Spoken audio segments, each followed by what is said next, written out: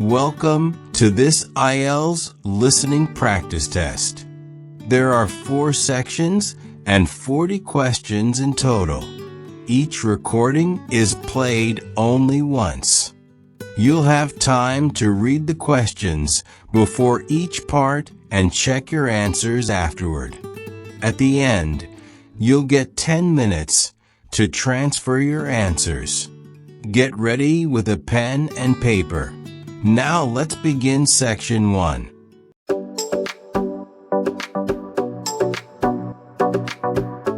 You will hear a number of different recordings.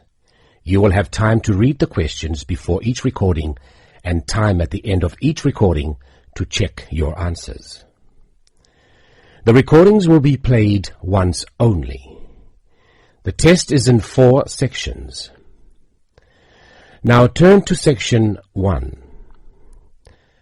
Section 1, you will hear a conversation between a customer and a receptionist at a car rental agency. First, you have some time to look at questions 1 to 5.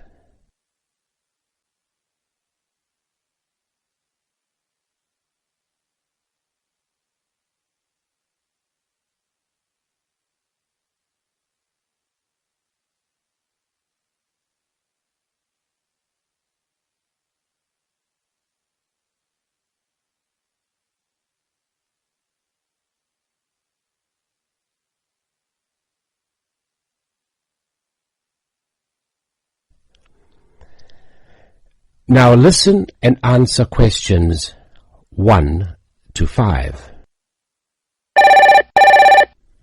Good morning. How can I help you? Hello, is this Southern Rental Car? Yes, it is. I wonder if you could help me. I'm ringing from Nelson, but I'm coming over to Auckland for 12 days and I'd like to hire a car. Okay, I'll fill in a booking for you now.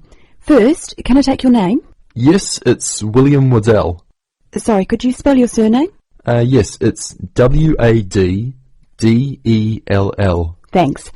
Now, can I have an address and phone number? Sure. I live at 10 Robin Place. That's Robyn Place. And that's Nelson, isn't it? That's right. Do you want my home number or my mobile? Home number will be fine. Okay, it's 07 263 8666. Great. Now, can I also have a credit card number? Do I have to pay by credit card? Well, we need a credit card number as a guarantee. It's a standard policy for car rentals. Okay, well, I'll pay by Visa then.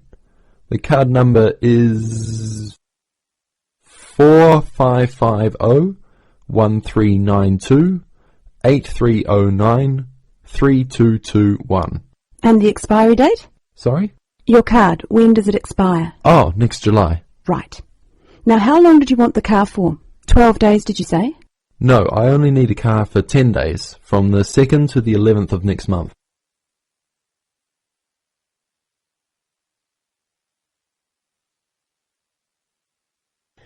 Before you hear the rest of the recording, you will have some time to look at questions 6 to 10.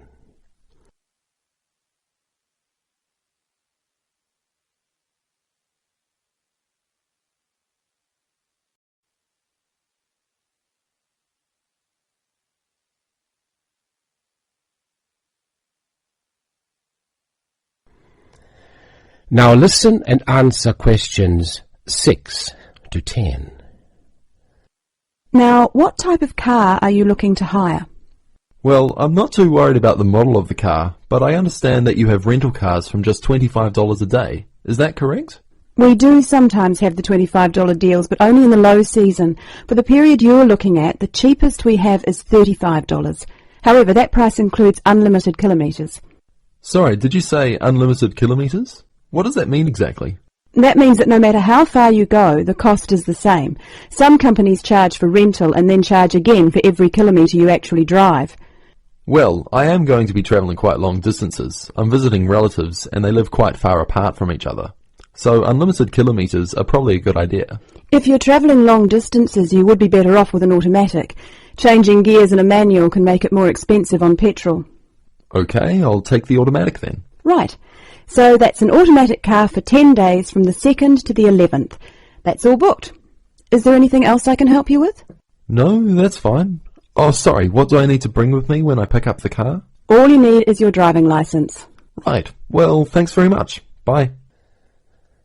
That is the end of section 1. You now have half a minute to check your answers.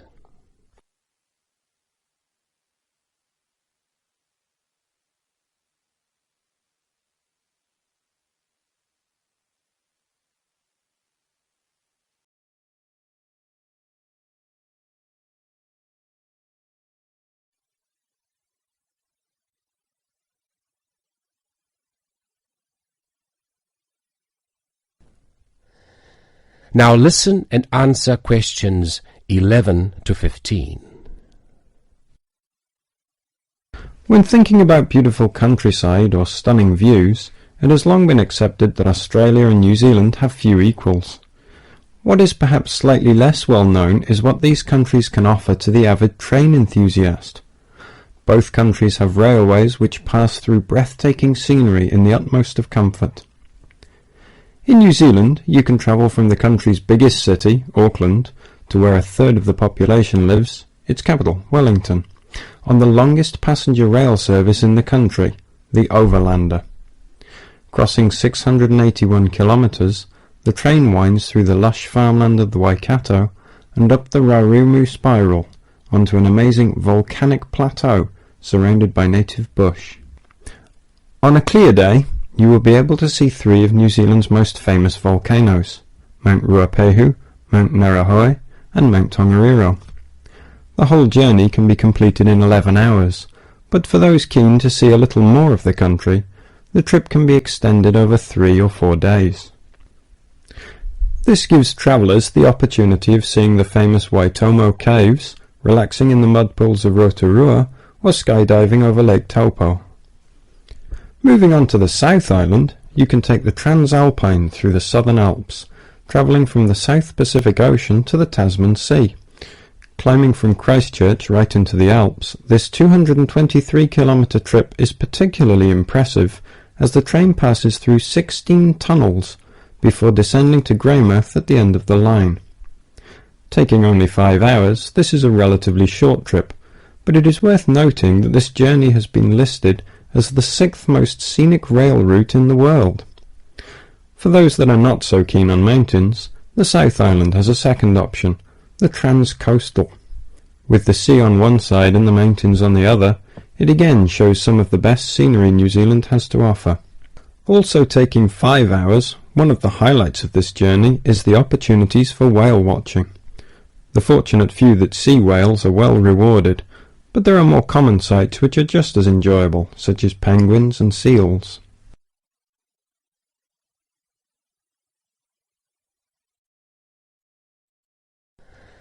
Before you hear the rest of the recording, you have some time to look at questions 16 to 20.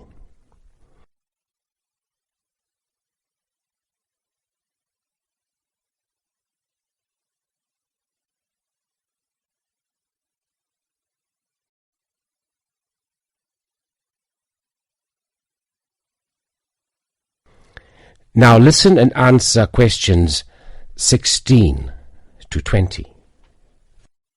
Although these 3 train journeys are undeniably breathtaking, some travellers prefer the longer journeys on offer in Australia. The Indian Pacific, for example, which travels from Sydney through to Perth and has been dubbed the adventure that spans Australia. With 3 nights on board, the train takes in the Blue Mountains and the Nullarbor Plains, and, as the name implies, the Indian Pacific shows you 2 oceans. This train journey holds 2 world records. Covering 4,352 kilometres, it is one of the world's longest train journeys. It also travels the world's longest straight stretch of railway track, 478 kilometres. For those who find these distances a little daunting, passengers can stretch their legs at a number of different stops, such as Kalgoorlie, famous for gold, and Broken Hill, first founded as a silver mine. If 3 days on board a train seems a little excessive, there are alternatives. The Ghan, for example, which travels from Adelaide in the south to Alice Springs in the centre of the continent, taking 20 hours. Passing through Crystal Brook, Port Augusta and Woomera, this journey gives an indication of what life was like for the earlier settlers as they discovered the country. Along the way, you can also see the Iron Man sculpture, which was constructed by railway workers to commemorate the 1 millionth concrete sleeper laid during the construction of the line. Finally, just a quick word about the Overland, which runs between Melbourne and Adelaide. As the first train to travel between the capitals of two states, it is a historic as well as relaxing way to travel, and is famous for being the oldest long-distance train journey on the continent. With so many memorable journeys to choose from, the only problem you will have is knowing which one to do first. That is the end of section 2. You now have half a minute to check your answers.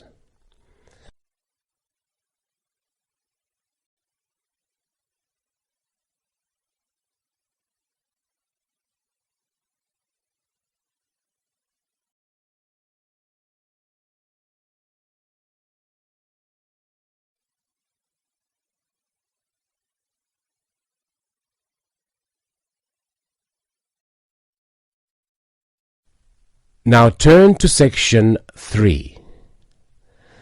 Section 3. You will hear two students talking about a school project. First, you have some time to look at questions 21 to 25.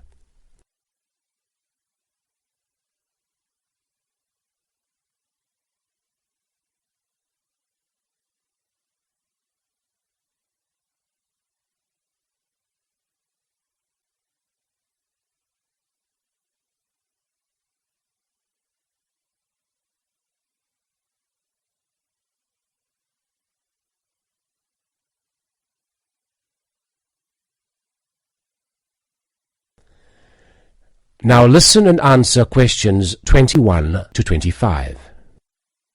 Hi, Lynn. How's your project coming along? Oh, not very well. I've got all the information, but I can't seem to organise it into a presentation. Well, you'd better hurry. You only have one more week. Yes, that's okay. It's just that... Well, why don't you try your presentation on me? Maybe I can help. Oh, really? Great! Okay, well, I've chosen solar power for my subject, and I'm going to talk specifically about domestic water heating. You know, like the ones popular in America. I've got some facts here. Oh, that's good. But just start your presentation from the beginning. Oh, right. Well, here we go then. There are many reasons why we should be looking elsewhere for energy sources. As most people are aware, fossil fuels and other such non-renewable sources are by definition finite, so something needs to be in operation soon. Currently, there are a number of alternative energy sources available which can, with a little preparation, be used to provide for a significant part of our domestic energy requirements.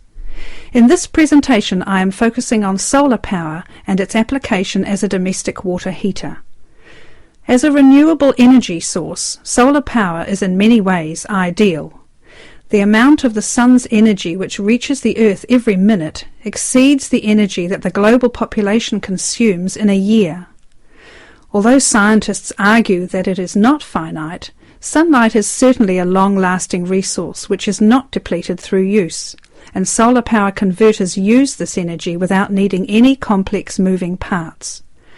Once collected and stored, solar energy can be used for many purposes, but it is becoming increasingly popular as a domestic heating source. Generally, a building that is heated by solar power will have its water heated by solar power as well, and this has even worked in areas that are not exposed to long hours of direct sunlight, such as the United Kingdom, although not so well as in warmer climates. Why have you stopped? Well, that's all I've got so far. Oh, well. Start by talking about how effective it is. Oh, okay. Well, there are a number of factors that influence how efficient solar power can be. The first, obviously, is the amount of sunlight, and this is dependent on season, time of day, and climate. Although the UK has something of a bad reputation for sunshine, it is actually quite productive during some parts of the year. Given a sufficient size of solar panel and water storage tank, solar power can provide all of our water heating requirements in June and July, and even provide the majority until October. From October to the end of the year, this figure falls dramatically. December is the least productive, being able to supply less than 5% of the average household's hot water requirement. It is at this point that solar power needs to be supplemented with a more traditional form of heating. From January, solar power becomes more effective at a rate of about 20% per month, although this rise decelerates to around 18% by May.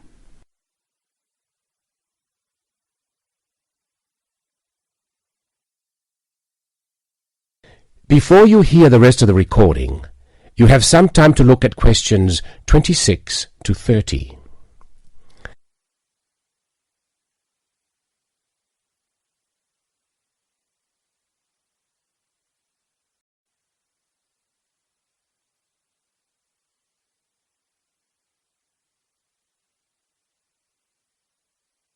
Now listen and answer questions 26 to 30.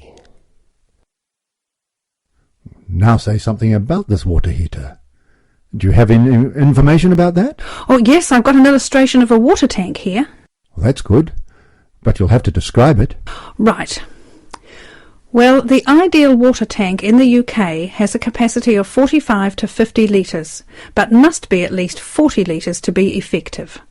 The solar coil is put in the bottom of the tank to heat the water.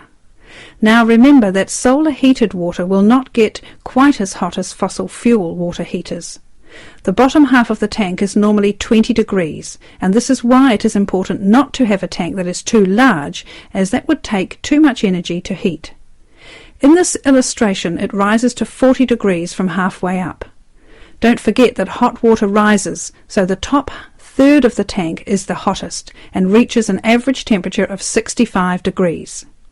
And what's this second layer around the tank? Oh, that's insulation. Because the tank is often either outside or just under the roof, rigid foam is used as an insulation layer. It should be at least 80 millimetres thick all around. Well, that seems like a good presentation. All you need to do is to prepare some short notes and a larger illustration so you can use it as a demonstration and you'll be fine. Oh, you think so? Well, thanks very much for the help. Maybe I could do the same for you one day. Maybe. Anyway, I have to go. Good luck. Thanks. Bye. That is the end of section 3. You now have half a minute to check your answers.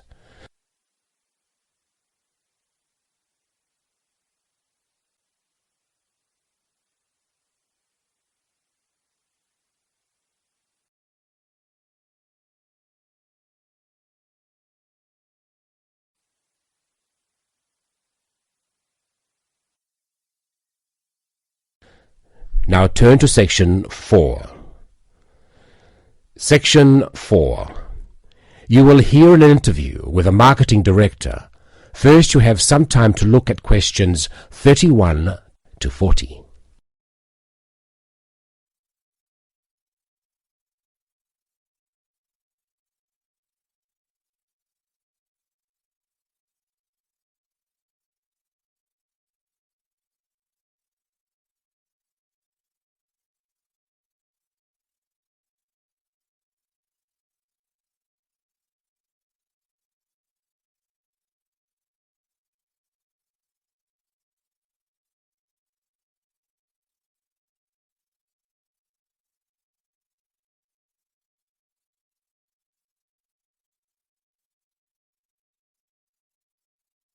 Now listen and answer questions 31 to 34.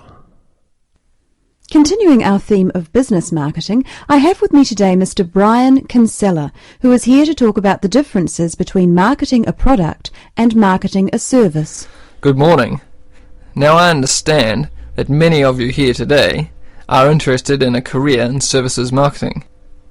Well, I've been the marketing director for Oceania Travel for nearly 11 years, so I feel that I can present what I consider to be the most important aspects of marketing a service.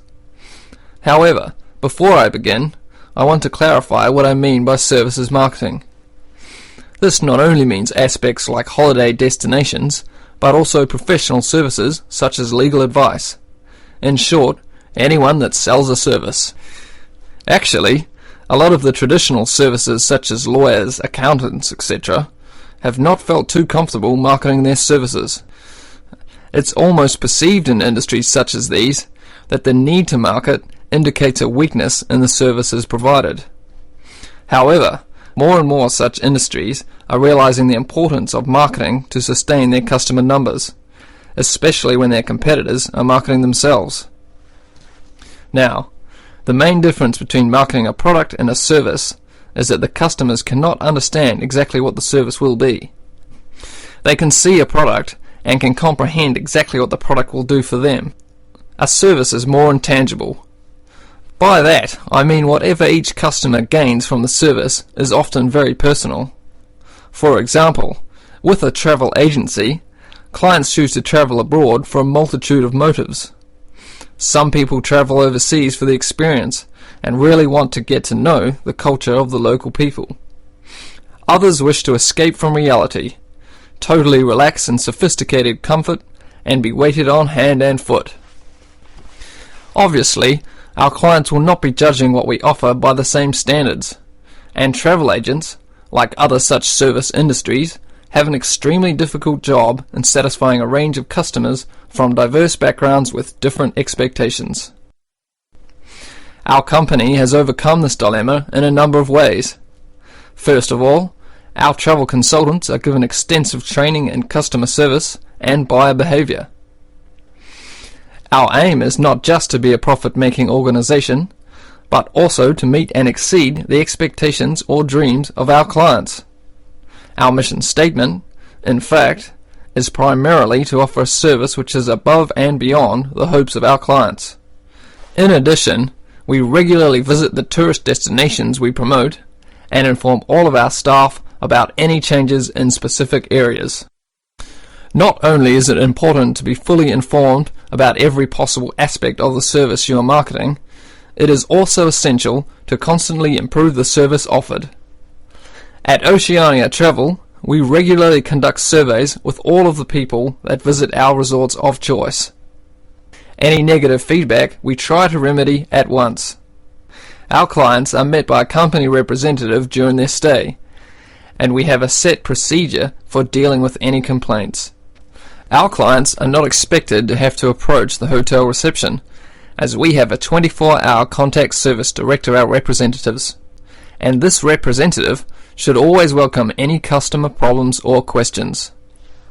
In the event of a complaint, the representative will then try to remedy the complaint with the hotel. If the problem cannot be rectified by the hotel manager, our representative is authorized to remedy the situation him or herself. For situations beyond the representative's authority, our complaints department is contacted. The complaints department guarantees a solution within the day. If the customer is still not satisfied, they are welcome to approach our head office on their return. So you see that marketing a service is catering more for the client's expectations than anything else, and it is that which makes services marketing a very intricate business. Now that's the end of my presentation, but if there is anything you want to ask, then please feel free to do so. Thank you. That is the end of section 4. You now have half a minute to check your answers.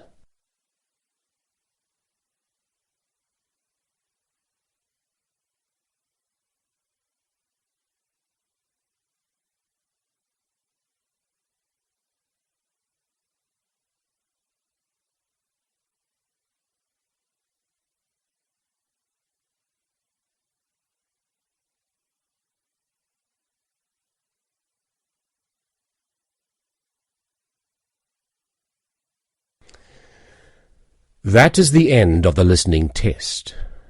You now have 10 minutes to transfer your answers to the answer booklet.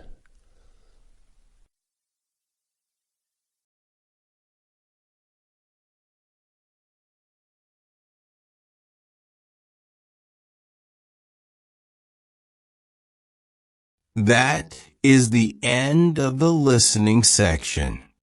You now have 2 minutes to review your answers before the test automatically moves on to the next section. Please take this time to check your answers carefully. Make sure all your responses are recorded in the correct places, and review your spelling, grammar, and formatting. Once the time is up, the system will take you directly to the reading section.